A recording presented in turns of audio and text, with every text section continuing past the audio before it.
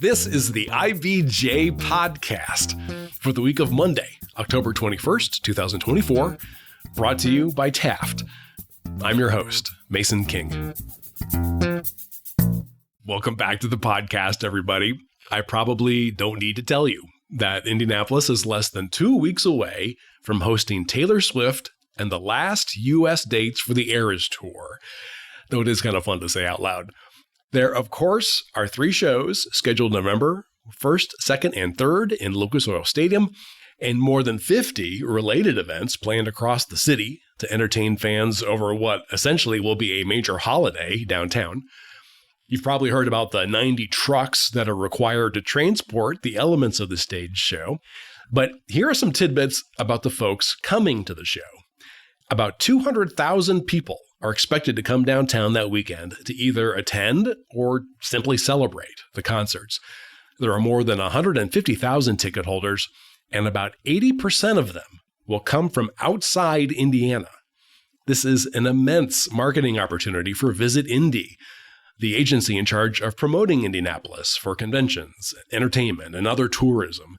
Not only will the eyes of the world be trained on Indianapolis for an entire weekend, giving Visit Indy an unbeatable hook for hyping Indianapolis in its best light, but it will have days to make a lasting impression on more than 100,000 people who are on our streets and just getting to know the city. The Eras Tour will also bring an untold number of corporate leaders and celebrities to the city, each with the potential to make a measurable impact on Indianapolis. In this week's episode of the podcast, I'm sitting down with Chris Gall, an Indianapolis native who has been on the staff of Visit Indy for nearly 2 decades and is now Executive Vice President and Chief Marketing Officer. And he explains how Visit Indy plans to leverage this nearly unprecedented opportunity with a coordinated campaign that relies on social media, Indianapolis International Airport, hotel managers, an army of volunteers, guided VIP tours, and even outreach to Lyft and Uber drivers. Here's our conversation.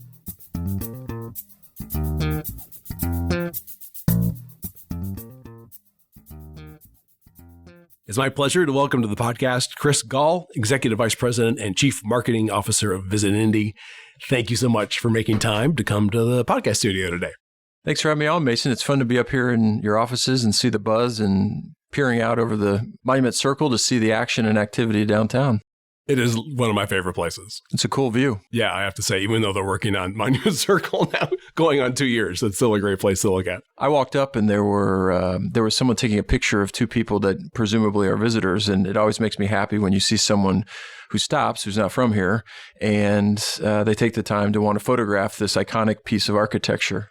There used to be one of the Visit Indy, it's not a sign, it was like a sculptural piece. Yeah, one of our sculptures. Right, where the person stands where the eye would be in Indy, and it's gone. I really liked having that there. We have 4 of them. We rotate them. Okay. There used to be one for a long period of time where the monument was in the background, so each of your photos, and some of the construction has us moving those around, but we'll make a mental note to bring one back. We launched those in April of 2015. And we've lost track of how many people have stood to be the eye, but we're hopeful that we keep building those out. And Bicentennial Unity Plaza, the Pacers Sports Entertainment said, "Hey, we're doing this plaza. Would you mind if we integrated one into our space?" And we said, "Great." So we have more on the streets now. Let's get to the main event.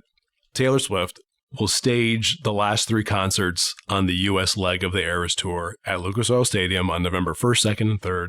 All 3 concerts are sold out, essentially. There might be like 300 tickets left online somewhere. So that's, 165,000 seats over 3 days. We were talking right before the podcast about how the tour ended up coming to Indianapolis, which, for some people who, follow Taylor Swift, that wouldn't have been a big surprise because earlier in her career, she was here annually. We would see the trucks, go by the IBJ offices, pretty much on the same day every year. But their tour is different. Can you give us a little bit of background on how Indianapolis ended up scoring it? Because it wasn't part of the first round of announced cities. Right. you had to have everything fall into place. The Colts could not have been inside Lucas Oil Stadium the weekends that the tour was looking for, or another convention. You had to have enough hotel rooms ready to go. And you also had to have proving ground that this was a city that has kind of grown up with Taylor Swift. This is the 8th or 9th time she's played Indy. One of her first iterations was playing for the FFA annual convention inside Lucas Oil Stadium. I think she was 18 or 19, playing for 18 and 19-year-olds. So one of the key critical pieces of this is she feels at home, we believe and have heard, in Indy. So there's a track record here. And there are existing deep relationships with the concert promoters who help drive and influence. And so Eric Neuberger, who runs Lucas Oil Stadium, a friend, a colleague, he has been the driving force behind putting together the deal, attracting her back, making sure that we put our best foot forward and we beat out these other cities. And this wasn't just like, hey, I'm going to put my finger and these are the cities. There was a lot of back and forth through Eric and the Capital Improvement Board on what do we need to do as a city to put our best foot forward? And how are we going to welcome her back? And how do we beat out these other cities? And so there was a process. There was a pitch, for the lack of a better term, and we ended up winning that. We relied on her history here and all the time she's been here and all these moments in which she's shined. And we played to the emotional appeal of bringing her back home to the heartland and to not forget about us this time. While the rest of us were complaining about the fact that she wasn't coming to Indianapolis in that first round, there was behind the scenes an effort with Eric, but also backed by a team of people to get us in on the second round. Cities compete viciously daily. And even when we lose a convention or an event or a concert, you don't give up and you retool and you rethink and you reapproach. And so as a city, we were able to do that and learn from the past and then retool and get ready. And now you look back and you say 2024, I mean, this is a record-setting year for tourism. Every month, every week, it's just been incredible. We'd much rather have her at the end of the North American leg in Indianapolis in November this year. It's the height of her popularity. It's the height of tourism. We don't have a Colts game. The hotels are benefiting. I think you'd find it, and the listeners would find it interesting, 207% surge in bookings for short-term rentals year over year. For this particular weekend? This weekend. Okay. That can only be for the weekend of the weekend of the concert. Of the concert. So for the weekend of the concert, there's been a 207% surge in Airbnb and Vrbo bookings over that same weekend year over year because of Taylor Swift. Our hotels are commanding. Do you know how many bookings that is? I don't know off the top of my head, but it is significant. I can tell you that the Airbnb rentals are plotted not only in the downtown, across the county, but across the metropolitan statistical area. We're tracking north of Noblesville and south of Greenwood. Hotels are reporting surges well into Bloomington and Lafayette. So it's truly a virtual sellout. And hotels are commanding 2 or 3 times what they would normally charge in a good way. And most hotels are doing a 2-night minimum.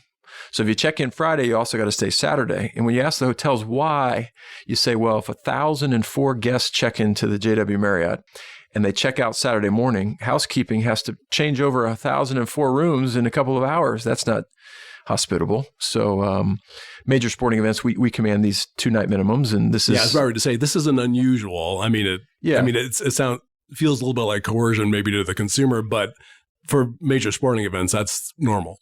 Indy 500, normal. Men's or women's Final Four, normal. Big Ten, football, basketball, normal. So yeah, it's a big event weekend. And to your point, we're actually estimating 200,000 visitors, unique visitors, to descend on Indy over this weekend.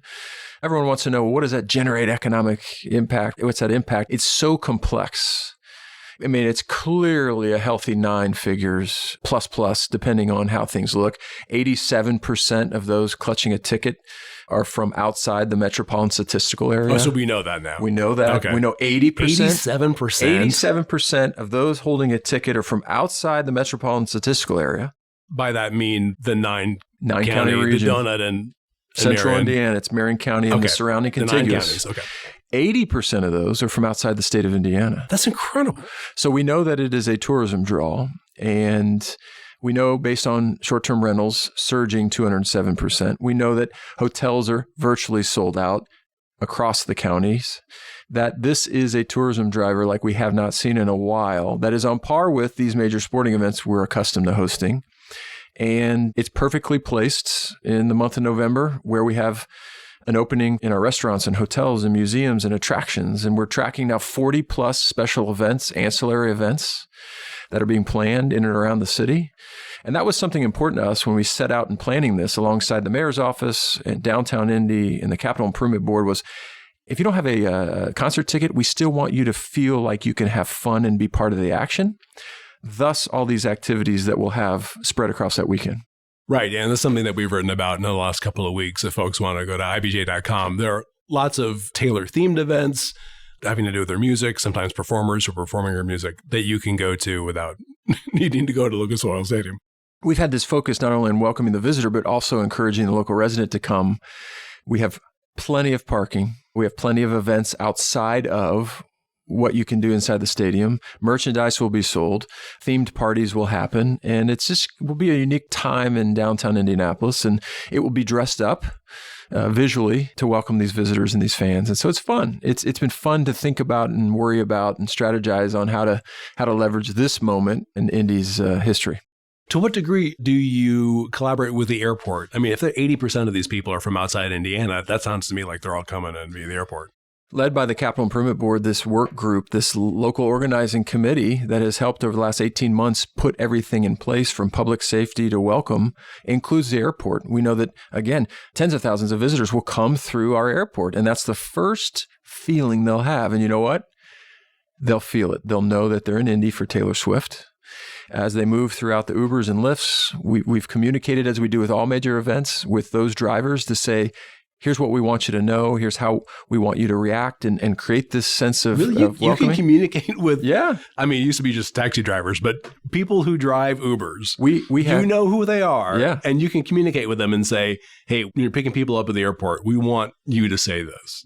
Absolutely. It's part of our super service program that started with the Super Bowl that has evolved, and we have training modules that get our frontline hospitality workforce up and running for specific sporting events. We've used it a lot this year with swimming and the Eclipse and the NBA All-Star Game, and we say, hey, this is when people will arrive. Please be ready. Please be attentive. Please be ready to pick up.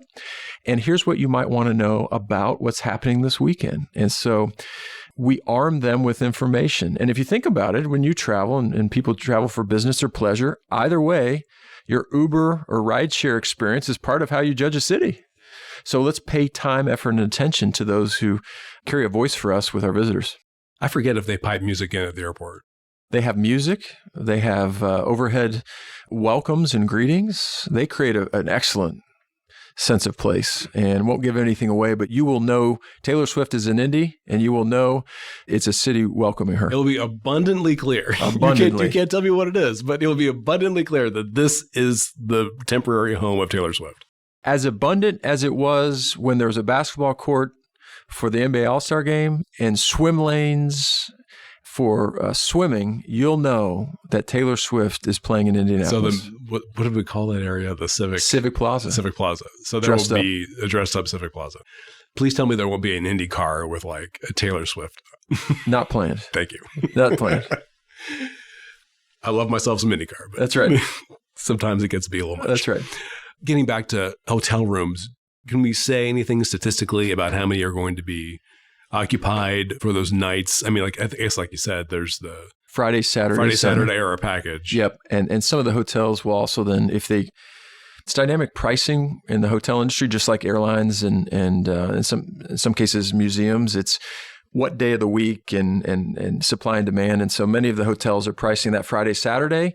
Some are going Saturday, Sunday. Some are able to still have a few rooms they've held back to see how the inventory and the pricing fluxes. But it's fair to say the 33,000 hotel rooms in the metropolitan statistical area or the central region, Marion County and the surrounding counties, are virtually sold out. There are a few for that weekend. Yeah. There are a few rooms that will drop in and out of the inventory and then they get snapped up. It's fascinating to watch day by day how inevitably someone has to cancel, the rooms go back on the market, then they get snapped up. Inevitably, more and more people, residents, are signing up for Airbnb and Vrbo, and those listings are increasing. Someone in Fountain Square or someone in Fletcher Place, someone in Carmel puts their home on for that weekend, and it's getting snapped up. And so at any given time, there can be 2,400 to 3,600 Airbnb and Vrbo listings, depending on the weekend. Gen Con versus Big Ten. And for Taylor Swift, I think it's teetering towards the 3,600 Airbnb listings, multifamily homes that are being rented out for that weekend, and residents who are benefiting financially by leaving their home for a couple nights. And you said the hotel rooms, I mean, people could be paying 3 times as much as what they would have maybe normally paid Exactly. 3 without times. a Taylor Swift concert. Yeah, 3 times as much. That's what the hotels are commanding for that weekend. And not unlike other special event weekends where you can command that price. What is Visit Indy's game plan for the week, starting with that previous Monday, the prior Monday? I'm assuming this is like an all hands on deck kind of situation where everybody's doing something all the time. This local organizing committee of Downtown Indy and Visit Indy and the Capital Improvement Board includes the airport. It includes our restaurants and hotels. Wait, there was an organizing committee for the concert? Oh, I didn't know that. Much like for major sporting events, we take that page from the playbook and we adapted that with Eric Newberger and the Capital Improvement Board and the stadium leading that. And we have a committee of 20 or so that are thinking of, and have been meetings for the last 18 months, worrying about, thinking about, and strategizing about this one weekend, just like a major sporting event or convention. And you have to think about public safety. That's critically important to keep our hospitality workforce, our visitors, and our residents safe. You have to think about workflow, traffic flow, the interstates. You have to think about where will people be dropped off when those Uber and Lyft drivers drop off and pick up. How do you communicate on where to park? How do you communicate that it's not just the stadium, there are other events surrounding that weekend? How to communicate transacting tickets that are legal versus scams, which are happening in every major city. So it's about public safety and about creating and curating an experience where that visitor feels welcomed and has an epic weekend in Indianapolis. And when you say Indy, it evokes this memory, this core memory that they were here and had this memorable experience so that they want to come back to visit again or enter our workforce or go to school. That's the end result. You know, typically for big sporting events, we recruit volunteers, or it's you guys, the organizing committee will recruit volunteers to help direct people, to help move card tables. I'm not sure what everybody does, but it's a big deal. Sometimes they hand out scarves. Do we have something similar? Yeah, you'll see volunteers. We actually have partnered with IU Indy and Butler University, and we have students who are in the hospitality track or the marketing communications track, and they are going to be the core of our volunteers. They're going to be in pink Indy shirts, and they'll be canvassing the downtown, helping with directions and wayfinding, asking visitors how they can help.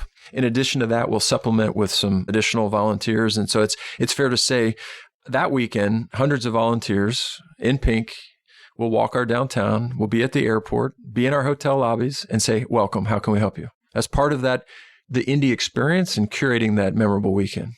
When you have those people here, and again, we're talking about people by and large outside of Indiana, how do you take that opportunity to tell them, give them more messages about Indianapolis?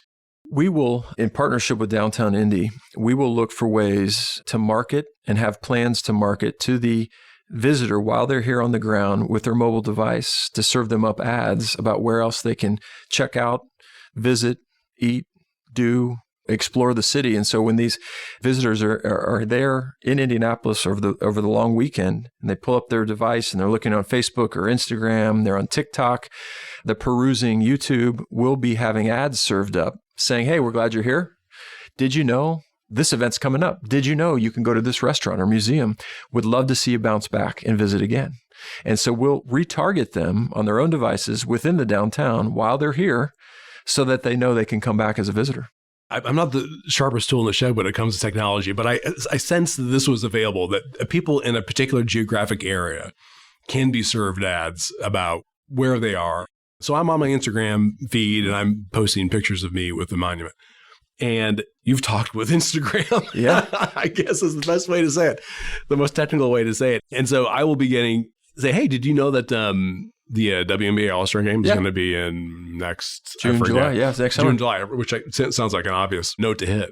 So it's a geofence, and you basically create a fence, a virtual fence, and anyone in that fence who has a phone during these days, during these hours, who are on these social media channels or apps can be served up an ad, and you can cut through the clutter. And that's how we market when we're in other cities to get residents to come visit. And then sometimes when we hold events in Indianapolis. We're so hungry to reach them virtually that we'll geofence the downtown and serve them back up ads so they bounce back as a visitor down the road. Is promoting the WNBA All-Star Game, is that something that... Top of mind. This is an event Pacer Sports Entertainment willed into place. The league wanted to bring it. We were able to have a space inside the convention center, space inside our hotel rooms. And this is going to be a very unique, very popular, very media-ridden, national media-ridden, C-suite executive-ridden event that has grown in popularity in the last couple of years. And here we are again, Indianapolis. I'm glad you brought that up. So I tend to think of it as like, which of my wife's friends are going to be going to the concert? But this is absolutely a national cultural event. Correct. And so there are going to be a lot of VIPs coming in from elsewhere in the country and elsewhere in the world. And that also is something that Visit Indy needs to take the reins of or somehow be able to provide experience for them. How do you do that? Well, about 11% of our annual visitors come from overseas, different countries. And we need to grow that number to be successful. And we know events like Taylor Swift and the WNBA All-Star Game are those that can drive international visitation. And so, again, we have to be on our best game. We have to provide the best hospitality. We have to inspire them to want to come back and not pick other domestic cities to visit next time around. And so you have to be so pointed in how you step and how you market and how you invite. And that's what our team gets ready for and excited about. So if I'm you guys, I'm Visit Indy.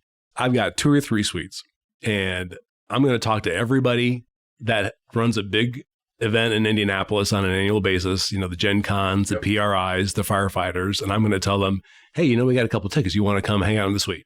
I'm so happy you mentioned this. We do have a suite inside Lucas Oil Stadium for all 3 nights, and we have been excited to extend offers to prospective meeting and event organizers globally who have never booked an Indy meeting and have never thought about us as a viable destination. And just like we do for the Indy 500 and other major sporting events, we have invited them to come visit. Many times they will be visiting with their daughter or niece or granddaughter. And we love that. They're going to come, they're going to experience our city under the backdrop of Taylor Swift and then have a memorable time inside Lucas Oil Stadium with the goal that they're emotionally attached to Indy and that the next time we call and ask them for business to bring their convention or meeting or sporting event, they'll say, absolutely. I've seen your city with major event come alive. It's culturally relevant. It's centrally located. You have the facilities. I felt welcomed and safe. Yes, I want to bring my convention or meeting. And there's a Visit Indy database of all of these people that came or that you even contacted. And our team of 58 wrestled with each other to say, well, this person over this person over this person. And while I'm not going to tell you who, I can tell you that major medical associations, international corporations, and in some cases, a handful of existing conventions who are on the fence about how much longer they'll stay in Indy. And we want to say thank you to them and make sure they feel the love. How big is the suite? 31 tickets each night. Is that big enough? It's not. It's never. But it's... That's all you could get? It's the suite we occupy year-round. Okay. And the suite is in the south end zone of Lucas Oil Stadium, splitting the uprights. So we're end zone to end zone, and you can see the city skyline out the window. So out of design, that's our suite for Colts games, for other activities inside the stadium.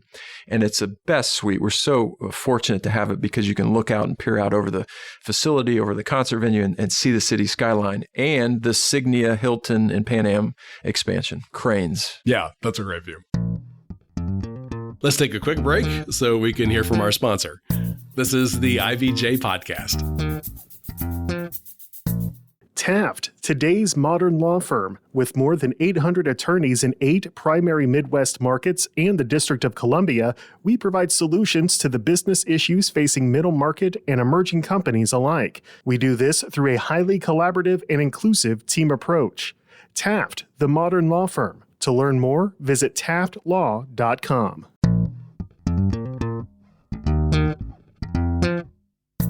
All right, we're back with this week's edition of the IBJ Podcast and my interview with Chris Gall of Visit Indy about promoting Indianapolis during the Eras Tour.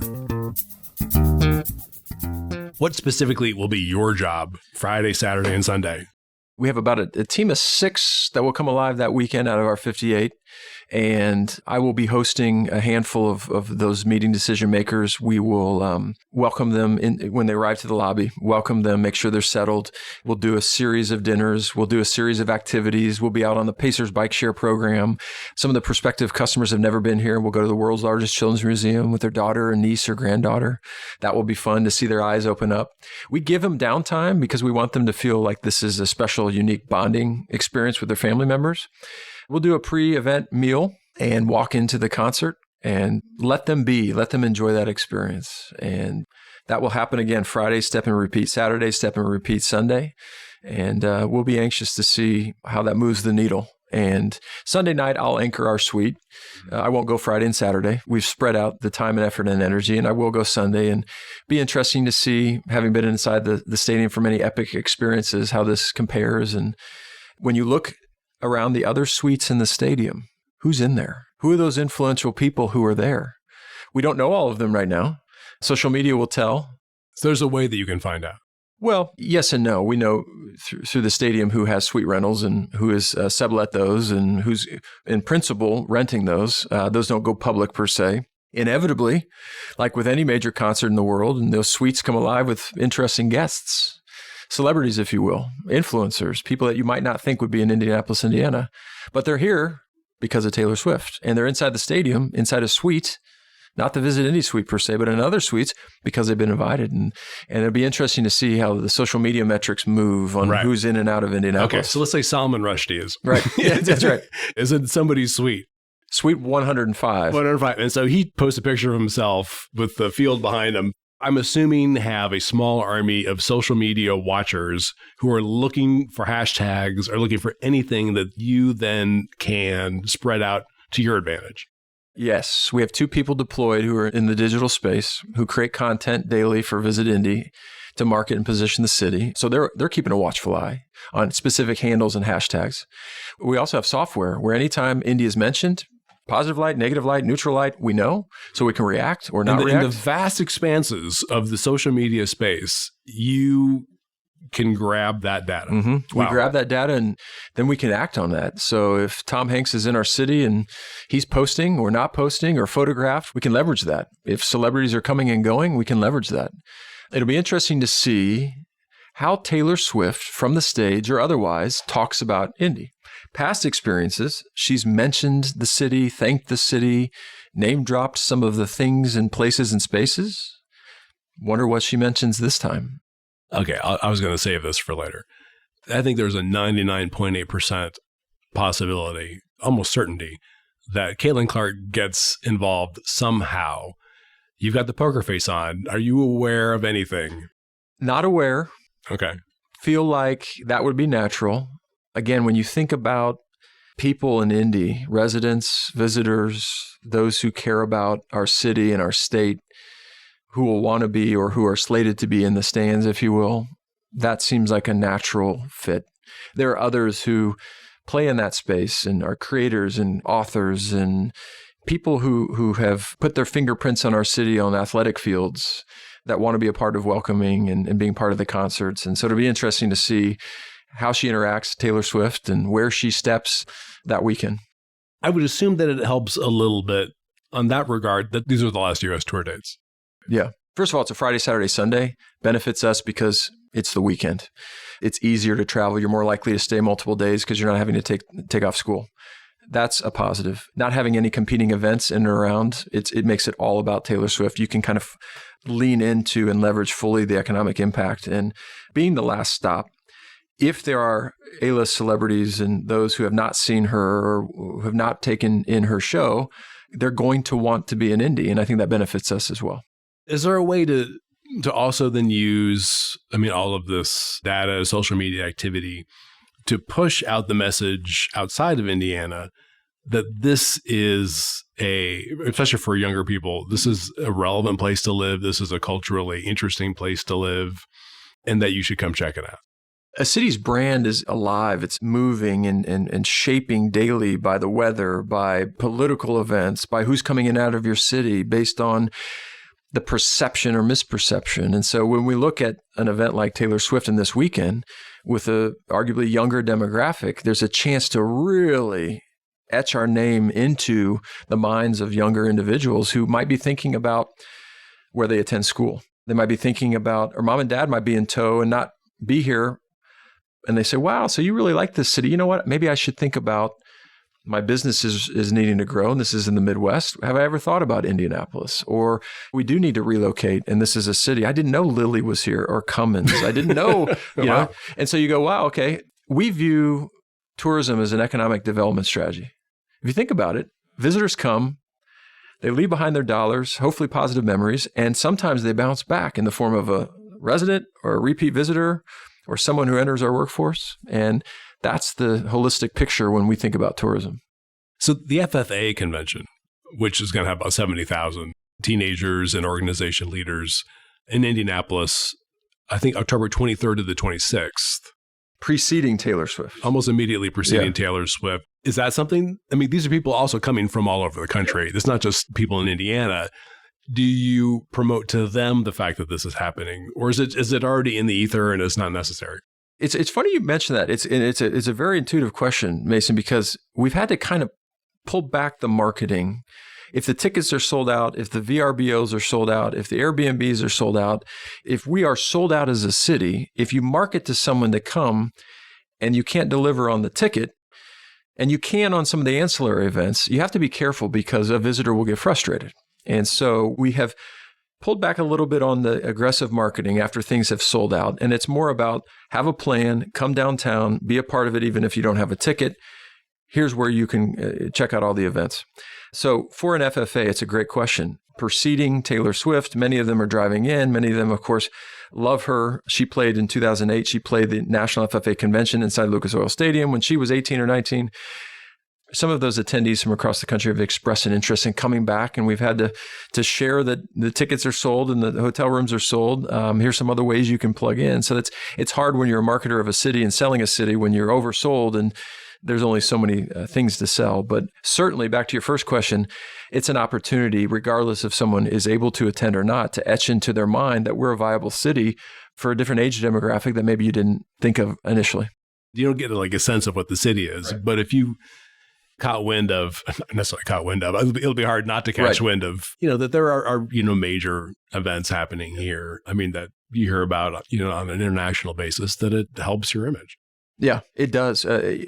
Again, branding is, and the city's brand changes daily. It's now in my 19th year at Visit Indy, and as the chief marketing officer, it's fascinating to see how our city has grown in reputation, bumps along the way, and how and where we're headed, and how events like Taylor Swift seem superficial. It's not. If you really study and dissect new audiences arriving and her brand and how attaching to it helps, and how the people who will come to our city and visit our city not only leave behind economic impact, but how they shape our brand into the future, well past their phones and social media. It's a really interesting weekend in November. So immediately after, say Monday morning, you guys roll into the office. What are the first metrics you're looking at? You start seeing hotel reports on occupancy, average daily rate, and revenue generated per available room. You start hearing we have something called Air DNA, and it shows short-term rentals like Airbnb and Vrbo. How did they perform and what rate did they get? You start talking to our friends over at Lucas Oil Stadium on food and beverage generated. We talk to our restaurants and do a post-cap report on table settings and seatings and tabs and revenue. We'll look to talk to our museums and attractions, not only those who are hosting events like the State Museum, but also the Children's Museum, and how did you look in terms of admission? And you put all that together and you start seeing a picture of the economics. Then you look and you switch over to our website, our Taylor Swift content we put out through social media, and you start seeing the stickiness and how that landed. You start monitoring national media coverage. I see this is the kind of like thing where of all the things that you would disseminate in social media, you get a sense of like what really stuck, what people flipped right by, right. What did people engage with? Yeah, what's thumb-stopping creative and content. Yeah. And we have dashboards for that. We'll get a report early Monday. We'll look day by day how to influence that. We have a content calendar that we use every single day on what content we're putting out to promote our city outside of our city. And so we'll look to see how we influence that and how this image or this video is producing these clicks into this site. To really, it's the science of getting people excited and interested and influenced about Indy. one assumes that you have somebody up in the suite or somebody in the stadium who is recording the whole thing, because you never know when she's going to say, God, I love Indianapolis. Or I remember back in 2010, blah, blah, blah, Indianapolis, or what have you. Or are you legally allowed to do that? Well, I love you asked this question. It was either 2013 or 2015 when she was playing inside the field house, where she said, and it was videotaped by a friend of mine, essentially, this city, I just love Indy. And we have cited that, and we'll recite that, although not in video format per se, in our marketing of how she felt about Indianapolis. And from the stage, again, it will be interesting, and we'll be listening with ears, how she categorizes our city, how she talks about Indy or Indianapolis. Will she take to social media? You see this growing cling on the side of the JW. Can you imagine if she were to stop and take a picture with herself on the side of the JW Marriott?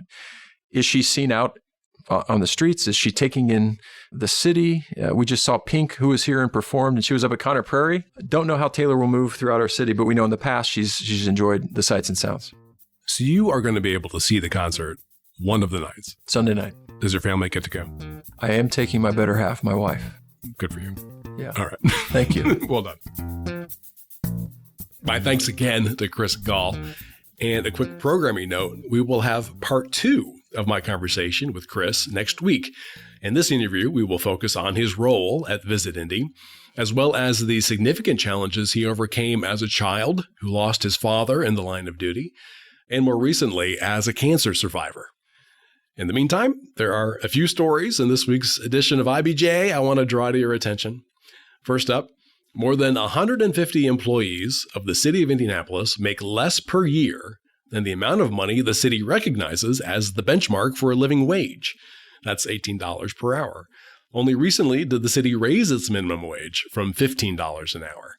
As Taylor Wooten reports, one city-county councilor is raising an alarm about adequately compensating some of the city workers who have the most interactions with residents. Also in this week's issue, Kate Sharon profiles the candidates for Indiana governor, U.S. Senator Mike Braun, and Jennifer McCormick, the state's former superintendent of public instruction. And Daniel Bradley examines plans for a $110 million housing and retail development that Whitestown officials believe represents a big step towards improving the town's amenity base and quality of life. Again, you can find these stories in the latest print edition of IBJ or online at ibj.com. I will say it is quite a bit easier to access all of the latest business news and all of IBJ's data on Central Indiana's business community and economy if you're a subscriber. We're running a promotion right now that gives you complete access for $1 per week for 3 months, just to get a sense of how valuable and original this content is. Just go to ibj.com and click on the subscribe button. And thanks again for making time this week for the IBJ podcast. I'm Mason King. Hang in there, everybody. We'll be back again next week.